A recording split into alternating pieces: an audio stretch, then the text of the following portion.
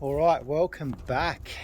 Whew, been one of those days, but we just picked up a reported bird, which is one of my black cockbirds that we sent to the race last weekend. He was reported last night, so he's been out and about for pretty much nearly a week now, which is quite interesting because we raced a day earlier last week. Pretty tough race. I'm going to isolate him. I'm not going to put him straight back in there. The guy that reported him said, look, just separating for a little bit, just because there's been reports in the federation of rota and things like that. My birds are all vaccinated for rota, so it's not a big concern for me. So I might put him in one of my spare boxes somewhere for a few days and just watch him closely. But he is back. Here's the cockbird that we clocked on the really tough race the other week, which was I think it was like 270, 280 kilometers of 30 kilometer hour headwinds, which is quite tough. Wasn't predicted to be that bad, but he did it. So I went and picked him up. Only problem now with this guy is he's been at the guy's house all week and he's been letting him out, trying to shoo him off to get him to come back. And he keeps coming back to that loft. So I'm a little bit dubious in racing him. I think that he might stop into this guy's house if we do send him to races. So I'll get him loft flying again and just see how he goes, but no rush to put him back in any races just yet, because the problem is, like I said, I don't want to race him and then he goes to old mate's loft and not come here. So generally I don't really. Hey, you have started to get interested in the ladies. Interesting. We'll have a look at that one very soon because he's pretty special. But yeah, we'll see how we go with him. Let's just get him loft flying and see how we go. But he's done well. Put some comments down below if you've had birds like that before. Do they come home, or are they going to lose time and go back to his loft before they come here? Because he is a lot further north. So yeah, been doing a few bits and pieces. These are all the birds that are some breeders. Some birds we had for Pattaya we haven't used. There is two really good birds in here actually. I might break in and start loft flying, which we'll be able to do that, no problems at all. Only because I was thinking about putting these two in an auction upcoming soon, but their nest mates before that, I've got in meadows, are doing really, really well. They've done really well in yesterday's toss, in my opinion. They handled, the toss wasn't meant to be that bad, but it was 80 kilometers and they were doing 600 meters a minute. I'm actually sick at the moment, so you got to bear with me. I went to the doctor's, gave some blood this morning to do some tests, but yeah, so I'm thinking about putting those ones aside. The brothers and sisters done really, really well in the toss. That's just my opinion. Everything counts for me. The fact that they just flew straight through the rain basically is that's what I like, that kind of bird. So you've probably noticed there's no boxes here. So what I'm doing is, I originally planned on doing a bit more breeding on this side. That was the original plan, didn't really work out. So I've started taking these out. I'm going to put them into two separate sections of just perches. So I've taken the boxes out. I am going to work on just fixing this back up and having this into two separate sections. Give it a good clean. I'll see if I've got some paint there. I might just repaint the walls, and this will move into sections. So our race birds that we're going to hold back for next year, once the season's over, we'll bring them over into some of these sections. So it'll go youngest all the way through to the oldest. These sections will be for birds that have done 150, 200, 300, 400 kilometers plus. So we'll just sort of work our way across and we keep entering birds in down there. So bit of a plan, but just I really want birds that we can rely on. If I want to put them in a race, we can just pick them out of here, put them in a race. These birds will be tossed regularly and in the race, but this is the problem. We breed a lot of young birds, we get absolutely smashed by falcons, and we just don't end up with a lot of good birds that are going to move into this section. So the plan is, there is birds already I've set aside that have done really well. We will move them across. Birds that make it into this section are the birds I do want to breed from, because they are birds that can handle the conditions that I'm dealing with, and then hopefully year by year there's more birds in this loft and not getting thinned out really quickly. So although I haven't been making a lot of videos, I've definitely been busy. This part of all these little whiteboards and stuff is to really track the birds and start working on pigeons that are going to last a very long time, which there is birds in here that are doing really well. and we are definitely working on producing more of those babies. So that's what's happening here. Hopefully over the weekend I should have these sections finished. We can utilize them a little bit more, but let's have a look at that one cockbird that I do want to pair up, and he is part of the birds that will move into this section because he's pretty impressive, and he's related to Shock too. All right, let's have a look at this little fella. So we've only bred two this way, one round actually, and it was him and his brother. And his brother got ripped apart by falcons twice, so he was a little bit disadvantaged, and we lost him on one of the races. He was like one of the dark checkers we had that had a big cut down here. But this one was the nest mate, and he's still here. His brother was here, but unfortunately he was just a little bit too slow. But this is a beautiful pigeon. This is the kind of pigeon that I'm talking about. We're on the right track with this. So he is 25% shock in him, which is good. I think the 25% of that bloodline is pretty good seems to work a lot better. We've have some in here that were 50%. We had some a little bit more, and they just don't last, but as soon as we put them into like 25%, they do really well. So I'm actually pretty happy with this pigeon. He's quite wild. He doesn't like being held or picked up, but he's such a beautiful type too. He's 50% of him is some of the long distance stuff I got too. So these are the type of birds that I do want to hold across here. He's been out to, he was in that really hard race we had recently with the headwind, and he was one of the few birds that come home, and he was one of the few that come home first too. So not first, but he was probably like third, I think. So he's done pretty well. He's only young too. He's only surprisingly young, but he's doing really well. He's only just started chasing hens. So that was the first time just before that I've seen him chasing hens. So I'm pretty happy with that. So this guy, I want to pair him up with my tough little blue bar hen that I've got in here.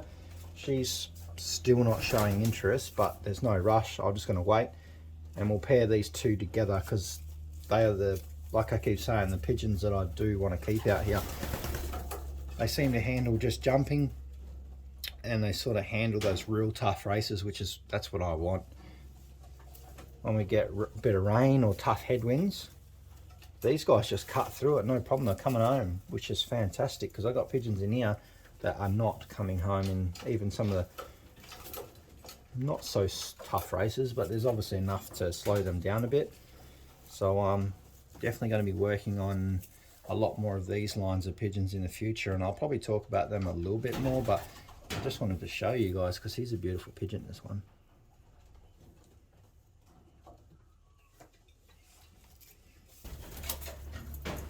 So unfortunately I did lose his mother this year in racing, but I have her nestmate, which is a sister. Look at him, he's crowing there. He's interested, so that is a good sign, because I do want to try and get a few rounds out of him to start training before the end of this year. But I do have the full sister hen to his mother still, and the sister was actually a better performer than the actual mother, because we lost the mother in the races. But the sister, she was on the tough race too, and I think she might have been the second bird home, and she's been on all the races. All I did was take her out because I sat her aside after the last race, and put her across in and paired up with the dark checker pied in there, because that is the father, the brother actually, so the same way bred basically. And then we might pair that same way up a little bit later with the same father, but he's a little bit preoccupied with some other hens, because where is she? Oh, there she is up there, this little hen. I'll show you her. She's a half sister to that one. So I'm really liking these type of bloodlines. They're very impressive. I don't get pressed very easily. Come on. I need to put that bar back up there too. I'm actually doing a lot of work in here now, tidying up and just fixing all the little odd jobs, because all that over there is part of some things on my to-do list, is to turn them back into perch sections like this. Gives me more room, and just a lot easier to put different birds into sections. Let's have a quick little look in here. You can see already how open this is here now. All these boxes are gone. So my plan will be is to take out these 3 perches here, and they will go into the far section. So the far section is just going to be these blue perches because I've got lots of them. And I've got another set of box perches to go in there, so we'll have those box perches and some new ones there, and in the very far section it'll just be a whole bunch of perches like this. So I need to use them. I brought like 60 of them. Perches like this, yeah, they're all right, but this cost me like $350 something to build one of them. There's 2 there. I don't want to spend any more money. But this little hen, she's a bit flighty as well. They're a bit wild this type, but this is the little hen we're talking about. She's beautiful. She's a half sister to the one I was just talking about. And there is another one, her nest mate up there too, which not bad little birds. They are tough weather birds. They're not fast, but they are going to come home for me, and that's what I want. So it's going to be very interesting. There's whole mate there. He's beautiful as well. But be interesting to see how he turns out because he's half best kittle. Not much luck with them at the moment, but hopefully give them a bit more time. I told you she's wild, and these are the 2 little ones that I'm talking about as well. These are off Leo, and their sister is this little hen down here as well. So this weekend got a lot of tidying up in here to do, but I'll still try and get some videos out. I'll try and keep up on the videos for you now, but you know, things are getting hopefully not as busy, but really looking forward to these 2. We're going to do another round same way bred as these, just because I said their sister was fantastic this year for me. Didn't clock her, but she done some pretty amazing things, being able to jump out to the amount of distances we took her and not have any issues. And she's the youngest as well, she was. These are 2 out of 3331, which is new sensation. Beautiful, going to be really nice pigeons when they get older. This one here is going to be the cock.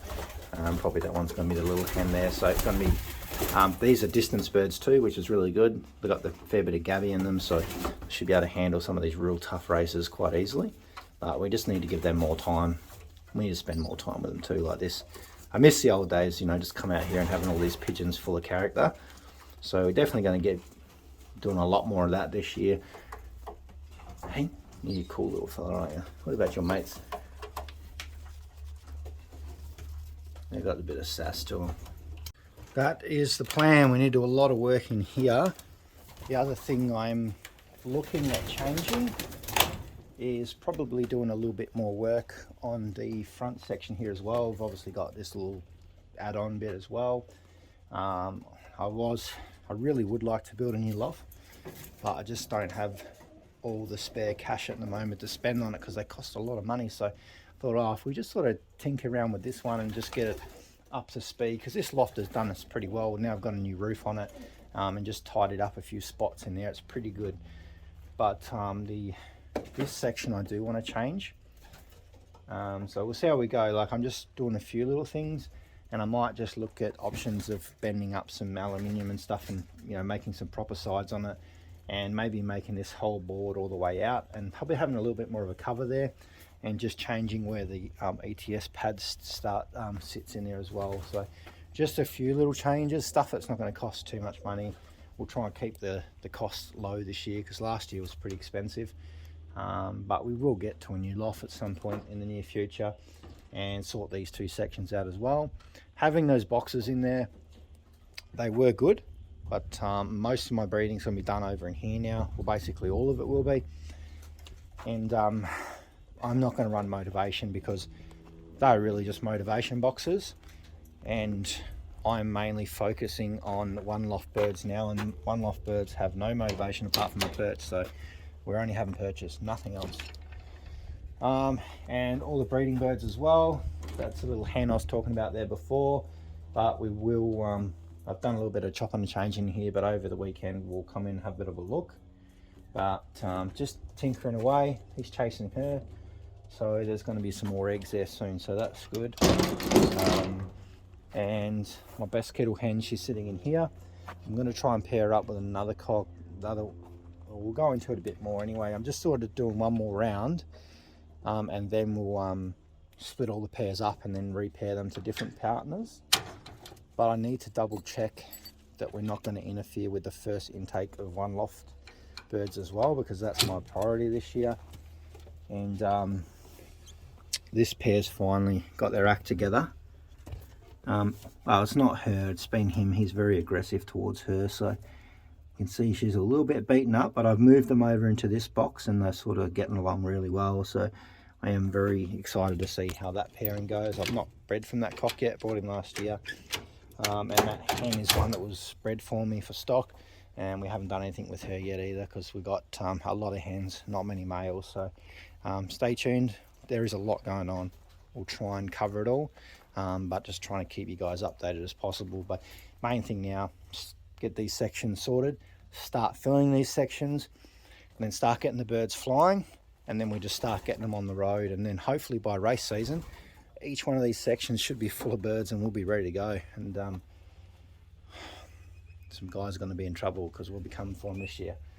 So see you soon.